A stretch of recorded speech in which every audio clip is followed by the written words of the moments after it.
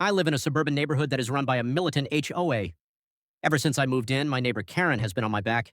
She's obsessed with the aesthetic of the street. Last month, I received a formal notice from the HOA. My lawn was violating community standards because it wasn't a perfect monoculture carpet of Kentucky bluegrass. The truth? I'd spent the last year converting my yard into a pollinator garden with native wildflowers and clover.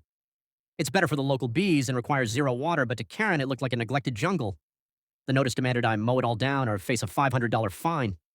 Instead of fighting it with anger, I went the malicious compliance route. I spent the weekend printing out high quality flyers from the local university's agricultural extension office explaining the environmental benefits of native plants. I didn't just put them on my door, I put them on every single house in the neighborhood titled, How Your Lawn Costs You $1,200 a Year in Maintenance. Then I went to the HOA meeting. When they brought up my violation, I didn't defend myself.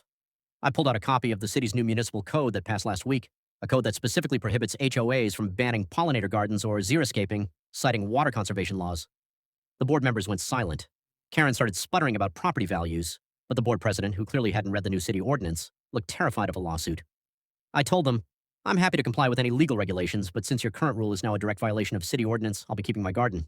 However, I'd be happy to help the board update your bylaws so you don't get sued by the city. Karen hasn't looked at me since, and the board has officially designated my lawn as a certified wildlife habitat. My property value has actually gone up because I no longer have to pay for lawn care, and 3 other neighbors have started